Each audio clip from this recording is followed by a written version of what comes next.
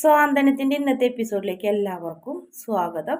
അങ്ങനെ മീനാക്ഷിക്ക് ഫോൺ വരണം. മീനാക്ഷിയോട് മീനാക്ഷിയുടെ അതായത് ഓഫീസിലെ ചേച്ചി വീണ ചേച്ചി വിളിക്കണേ. മീനാക്ഷി ആകാശിൻ്റെ ഫുൾ ഫോട്ടോ ഞങ്ങൾക്ക് എല്ലാവർക്കും ഇഷ്ടപ്പെട്ടു.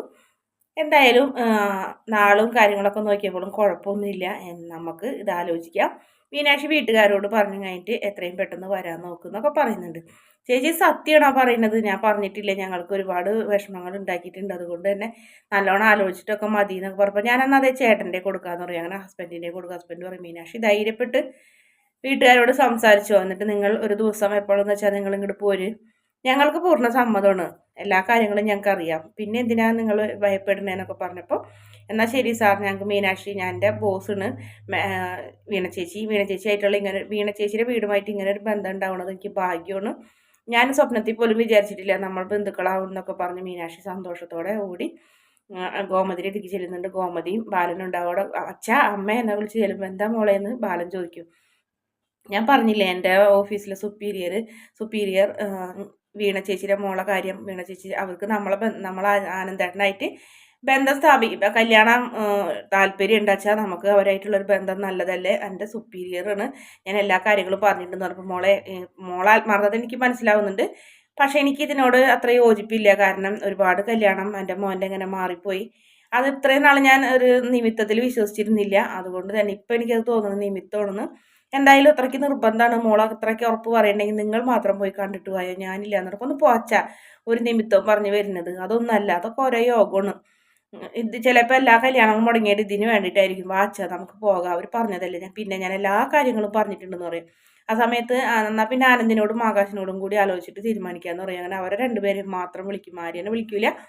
അവർ രണ്ടുപേരും മാത്രം ബാലം വിളിച്ചിട്ട് കാര്യങ്ങളൊക്കെ ചോദിക്കുമ്പോൾ ആനന്ദ് പറയും വേണ്ട അച്ഛാ, ഇപ്പൊ ഒരു വിവാഹം വേണ്ടാന്ന് തന്നെയാണ് എൻ്റെ ഒരു അഭിപ്രായം എന്ന് പറഞ്ഞപ്പോൾ ആനന്ദേട്ട അങ്ങനെ പറയല്ല, നമുക്ക് ഈ പെൺകുട്ടിയെ പോയി കാണാം, ചിലപ്പോൾ ഇത് നമ്മുടെ ഭാഗ്യമാണെങ്കിലോ ഇത് നടക്കും, ഞാൻ എല്ലാ കാര്യങ്ങളും അവരോട് പറഞ്ഞിട്ടുണ്ട്, നമ്മ അറിയുന്ന ഫാമിലി അല്ലേ എന്നൊക്കെ പറഞ്ഞപ്പോൾ ആനന്ദിന് സമ്മതമാണ്. അപ്പം ആകാശ് വീണ്ടും ചോദിക്കുന്നുണ്ട് മീനു നീ എല്ലാ കാര്യങ്ങളും പറഞ്ഞിട്ടാണ് പോണത്, കാരണം ഒരുപാട് കല്യാണങ്ങൾ ഇങ്ങനെ മുടങ്ങിയത് കൊണ്ടാണ് വിവാഹം തന്നെ വേണ്ടാന്ന് ചേട്ടൻ തീരുമാനിച്ചിരിക്കുന്നത്, അതുകൊണ്ടാണ് ഈ പറയുന്നത്, ഇനിയൊരു നാണക്കേടിന് അപമാനത്തിന് ഞങ്ങൾ തയ്യാറല്ല എന്ന് പറഞ്ഞു. ഇല്ല ആകാശ്, എത്ര ഉറപ്പോടില്ല ചേച്ചി ഇങ്ങോട്ട് വിളിച്ചത്, ചേച്ചി മാത്രമല്ല ചേച്ചി ഹസ്ബൻഡും വിളിച്ചു എന്നൊക്കെ പറയും. എന്നാൽ മീനുവിന് അത്ര ഉറപ്പാണെങ്കിൽ നമുക്ക് പോകാമെന്ന് പറയും. അപ്പം ബാലൻ പറയും എന്നാൽ ശരി നമുക്ക് മാത്രം വേഗം പോകാമെന്ന് പറഞ്ഞ് വേഗം റെഡിയാവാൻ പറയുന്നു.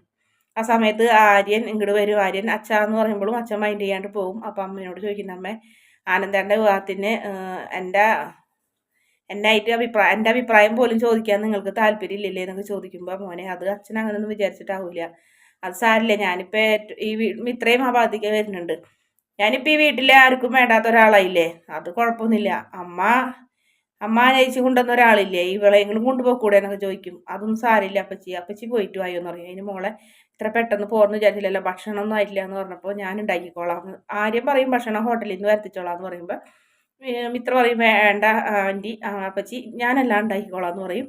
അങ്ങനെ അവരെല്ലാവരും കൂടെ റെഡിയായൊക്കെ പെണ്ണ് കാണാൻ പോകുന്ന ഒരു ഭാഗം കാണിക്കുന്നുണ്ട്. അവിടെ ചെന്ന് അവരെ വീട്ടുകാരൊക്കെ ഓടി വന്ന് സ്വീകരിക്കുന്നുണ്ട്. ഇതൊക്കെ കണ്ട് നമ്മുടെ അലോക് നിൽക്കുന്നുണ്ട്. അലോകിൻ്റെ അച്ഛൻ്റെ കൂട്ടുകാരാണ് ഇവർ, കിഷോർ എന്നാണ് ഈ പെൺകുട്ടിയുടെ അച്ഛൻ്റെ പേര്.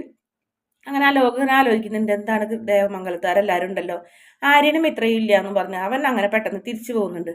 ഇതേ സമയം തന്നെ ആര്യന് വേണ്ടി കഴിഞ്ഞിട്ട് വെജിറ്റബിൾ സൂപ്പ് ഉണ്ടാക്കണം. ഇത്ര കൂട്ടുകാരിനെ വിളിച്ച് ഇൻഗ്രീഡിയൻസ് ഒക്കെ ചോദിക്കുന്നുണ്ട്. ഞാൻ സാധനങ്ങളൊക്കെ എടുത്തു വെച്ചിട്ടുണ്ട്, നീ പ്രിപ്പറേഷൻ മാത്രം പറഞ്ഞു തന്നാൽ മതി, ആര്യന് വെജിറ്റബിൾ സൂപ്പ് വലിയ ഇഷ്ടമെന്ന് അപ്പച്ചി പറഞ്ഞു എന്ന് പറഞ്ഞു. അങ്ങനെ വെജിറ്റബിൾ സൂപ്പൊക്കെ ഉണ്ടാക്കിയിട്ട് ആര്യൻ്റെ മുന്നിൽ കൊണ്ടുവച്ച് കൊടുക്കുന്നുണ്ട്. ഇതെന്താണെന്ന് ചോദിക്കും. ഇത് വെജിറ്റബിൾ സൂപ്പ്, അതെനിക്ക് മനസ്സിലായി, നിന്നോട് എന്തിനുണ്ടാക്കാൻ പറഞ്ഞത്, എനിക്ക് വെജിറ്റബിൾ സൂപ്പ് വേണമെന്ന് ഞാൻ നിന്നോട് ആവശ്യപ്പെട്ടില്ലല്ലോ എന്ന് പറയും. ആര്യ അപ്പച്ചി പറഞ്ഞു നിനക്ക് ഇത് ഇഷ്ടമാണ് അതുകൊണ്ട് ഉണ്ടാക്കി തന്നാണ്, ഇഷ്ടമുണ്ടെങ്കിൽ കഴിക്കാൻ പറയും. അത് എന്നുവെച്ചാൽ നീ പറയുമ്പോൾ ഞാൻ കഴിക്കണം എന്നാണോ ചോദിക്കുന്നത്, എനിക്കൊരാളുടെ ഔദാര്യമൊന്നും വേണ്ടെന്ന് പറഞ്ഞപ്പോൾ ഒരാൾ ഭക്ഷണം ഉണ്ടാക്കി തന്നെ കഴിക്കാണ്ടിരിക്കുക, ഇത് അപ്പച്ചി പറഞ്ഞിട്ട് ഉണ്ടാക്കിയത്, പ്ലീസ് എനിക്ക് വഴക്കുണ്ടാക്കാൻ വയ്യ എന്ന് പറഞ്ഞ് നമ്മുടെ മിത്ര അകത്തേക്ക് പോകുമ്പോൾ ആര്യൻ എഴുന്നേറ്റ് പോകും. പിന്നീട് വന്നു കഴിഞ്ഞിട്ട് ഒരു ടീസ്പൂൺ എടുത്ത് കുടിക്കുമ്പോൾ നല്ല രുചി ഉണ്ടാവും. അങ്ങനെ അവിടെ നിന്ന് ഇങ്ങനെ മുഴുവനും കോരി കുടിക്കുന്നുണ്ട്. അത് നമ്മുടെ മിത്ര ഇങ്ങനെ ഒളിച്ച് നിന്ന് മറഞ്ഞ് നിന്ന് കണ്ട് ഇങ്ങനെ ചെറുതായിട്ടൊന്ന് പുഞ്ചിരിച്ച് നിൽക്കുന്നുണ്ട്. പിന്നെ കാണിക്കുന്നത് പെണ്ണിൻ്റെ വീട്ടിൽ വലിയ സന്തോഷത്തിൽ എല്ലാവരും അങ്ങോട്ടും ഇങ്ങോട്ടൊക്കെ സംസാരിച്ച് ചിരിച്ചും കളിച്ചൊക്കെ ഇരിക്കുന്നു, ഭയങ്കര സന്തോഷം. അപ്പോൾ ബാലനൊക്കെ പറയുന്നുണ്ട് ഇങ്ങനെ എനിക്ക് സ്വതവേ പെണ്ണ് കാണലിനോട് താല്പര്യമൊന്നുമില്ല, കാരണം പെൺകുട്ടീനെ അണിഞ്ഞൊരുങ്ങി കൊണ്ടുവന്ന് നിർത്തി പ്രദർശന വസ്തു ആക്കുന്നതിൽ. അങ്ങനെ എനിക്ക് താല്പര്യമില്ലാത്ത കാര്യമാണ്. ഇതിപ്പോൾ എൻ്റെ മോനെ നിങ്ങൾക്ക് കാണാൻ വേണ്ടിയിട്ട് കൊണ്ടുവന്നതാണെന്ന് പറയും. ആ സമയത്ത് എൻ്റെ മോനെ കണ്ടില്ലേ അപ്പോൾ എന്നാൽ ഞങ്ങളുടെ മോളെ കാണാമെന്ന് പറഞ്ഞു. അങ്ങനെ ആ പെൺകുട്ടീനെ കൊണ്ടുവരുന്നു. അത്ര സുന്ദരി എന്ന് പറയാനൊന്നുമില്ല, എന്നാലും കുഴപ്പമില്ലാത്തൊരു പെൺകുട്ടീനെ അങ്ങനെ അവർ കണ്ട് ആനന്ദിനും പെൺകുട്ടിയും കൂടെ സംസാരിക്കാനുണ്ടെങ്കിൽ എന്തെങ്കിലുമൊക്കെ സംസാരിക്കാനൊക്കെ പറയും. അങ്ങനെ അവർ രണ്ടുപേരും സംസാരിക്കണം. അപ്പോൾ ആനന്ദ് പറയുന്നുണ്ട്, ശരിക്കും എന്നെ ഇഷ്ടമായിട്ടാണോ, എൻ്റെ ഒരുപാട് കല്യാണ ആലോചനകളൊക്കെ മുടങ്ങി പോയിട്ടുണ്ട്, എനിക്ക് തോന്നുന്നു അപ്പോൾ ഇത് ശരിയാവാൻ വേണ്ടിയിട്ടാവും അതും മുടങ്ങിയെന്നൊക്കെ പറഞ്ഞ് കുട്ടിക്ക് എന്നെ ഇഷ്ടമായി പറഞ്ഞപ്പോൾ എനിക്ക് ഇഷ്ടമായി, കാരണം എൻ്റെ അച്ഛനും അമ്മ എന്ത് പറയുന്നു അതാണ് ഞാൻ അനുസരിക്കാന്ന് പറഞ്ഞപ്പോൾ അങ്ങനെ വേണം പെൺകുട്ടികളായാലെന്നൊക്കെ പറഞ്ഞ് ആനന്ദിനെ നല്ല സന്തോഷമാവുണ്ട്. ആനന്ദിന് വലിയ കല്യാണം ഉറച്ചു എന്നുള്ളൊരു തീരുമാനത്തിലൊക്കെ എത്തുന്നുണ്ട്. ആ സമയത്ത് നമ്മുടെ മീനാക്ഷിയും ആകാശം വരുന്നുണ്ട്. സംസാരിച്ച് കഴിഞ്ഞില്ലേ, ഇനി നമുക്ക് പിന്നെ സംസാരിക്കാം, ഏട്ടന് ഇഷ്ടപ്പെട്ടോ എന്നൊക്കെ ചോദിച്ച് അവരങ്ങോട്ടും ഇങ്ങോട്ടൊക്കെ ആനന്ദിനെ ചിരി കണ്ടപ്പോൾ ആകാശ് കളിയാക്കുന്നൊക്കെ ഒരു ഭാഗം കാണിക്കുന്നുണ്ട്. പിന്നീട് മിത്രൻ എന്നെ കാണിക്കുന്നത്, മിത്ര ഭക്ഷണമൊക്കെ വിളമ്പി ഭക്ഷണം ഉണ്ടാക്കി കഴിഞ്ഞിട്ട് ആര്യന് കൊണ്ടുവച്ച് കൊടുക്കുന്നുണ്ട്. ആര്യൻ ആ ഭക്ഷണമൊക്കെ കഴിച്ച് ഉണ്ടെങ്കിൽ ഞാൻ ഇന്നൊരു ദിവസത്തേക്ക് അമ്മ പറഞ്ഞത് കൊണ്ട് മാത്രമാണ് ഞാൻ നീ ഉണ്ടാക്കിയ ഭക്ഷണം കഴിച്ചത്, ഇനി മേലിൽ ഇത് ആവർത്തിക്കരുതെന്ന് പറഞ്ഞപ്പോൾ എത്ര ശത്രുക്കളായാലും ഭക്ഷണം ഉണ്ടാക്കി തന്ന അയാളോട് നന്ദിന് പറയേണ്ടത്, അല്ലാണ്ട് അയാളെ പുച്ഛിക്കല്ല വേണ്ടതെന്ന് പറഞ്ഞപ്പോൾ എന്താ വെച്ചിട്ട് ഞാൻ നിന്നോട് നന്ദി പറയണമെന്ന് ചോദിക്കും. എന്നോട് ഒരാൾ നന്ദി പറയണ്ടെങ്കിൽ നിന്നായിട്ട് വഴക്കുണ്ടാക്കാൻ താല്പര്യമില്ല. നമുക്ക് രണ്ടുപേർക്കും ഇഷ്ടമില്ലാത്തൊരു കല്യാണമാണ് നടന്നതെങ്കിലും രണ്ടുപേർക്കും നഷ്ടം തന്നെ ഉണ്ടായിട്ടുള്ളൂ. പറഞ്ഞപ്പോൾ നിനക്ക് എന്ത് നഷ്ടം ഉണ്ടായി, എനിക്കല്ലേ നഷ്ടം ഉണ്ടായി എന്ന് പറയും. ഞാൻ പറഞ്ഞു, എന്നെ ഒരാൾ വഞ്ചിച്ച് പോയപ്പോൾ നിങ്ങളോട് എന്നെ കല്യാണം കഴിക്കാൻ പറഞ്ഞ് നിങ്ങൾ എത്തിക്ക് വന്നില്ലല്ലോ എന്നൊക്കെ പറഞ്ഞ് ഇത്രയും അങ്ങോട്ടും ഇങ്ങോട്ടൊക്കെ വഴക്കുണ്ടാക്കുന്നുണ്ട്. പിന്നെ കാണിക്കുന്നത് കൃഷ്ണമംഗലത്തുകാരെയാണ്. കൃഷ്ണമംഗലത്ത് അവരുടെ ബിസിനസ് കാര്യങ്ങൾ ചേട്ടനെ സംസാരിച്ചുകൊണ്ടിരിക്കുന്ന സമയത്ത് അലോക് വരുന്നുണ്ട്. അലോക് വന്ന് എന്താടാ നീ നേരത്തെ പോകുന്നതെന്ന് വെച്ചപ്പോൾ, അച്ഛാ ആ കിഷോർ അങ്കിളിൻ്റെ വീട്ടിലേ എന്തോ പരിപാടി നടക്കുന്നുണ്ടെന്ന് പറയും. എന്ത് പരിപാടി എന്ന് ചോദിക്കും. അതറിയില്ല, നമ്മുടെ ദേവമംഗലത്തുകാരാണ് ഫുള്ളും അവിടേക്ക് കയറി പോണത്, ആരിനും ഇത്രയില്ല, ബാക്കി എല്ലാവരും ഉണ്ടെന്ന് പറയും. അപ്പോൾ പറയും, കന്നാ അയാളുടെ മോളെ അങ്ങോട്ട് കല്യാണം കഴിച്ചുകൊണ്ടിരാനാവുള്ളൂ, അങ്ങനെ ഇപ്പോൾ അവൻ്റെ മോളെ ദേവമംഗലത്തേക്ക് വിടണ്ടാന്ന് ഞാൻ വിളിച്ച് പറയുന്നു പറഞ്ഞപ്പോൾ വേണ്ട, അതൊന്നും വേണ്ട, അവരെന്തെങ്കിലും ആയിക്കോട്ടെ എന്ന് ആനന്ദവർമ്മ പറയുന്നുണ്ട്. ആനന്ദവർമ്മയ്ക്ക് ഇപ്പോൾ ദേവമംഗലത്തുകാരോട് ചെറിയൊരു ഇഷ്ടമൊക്കെ തോന്നി തുടങ്ങിയിട്ടുണ്ട്, കാരണം മോൾ അവിടെ ഉള്ളത് കൊണ്ട്.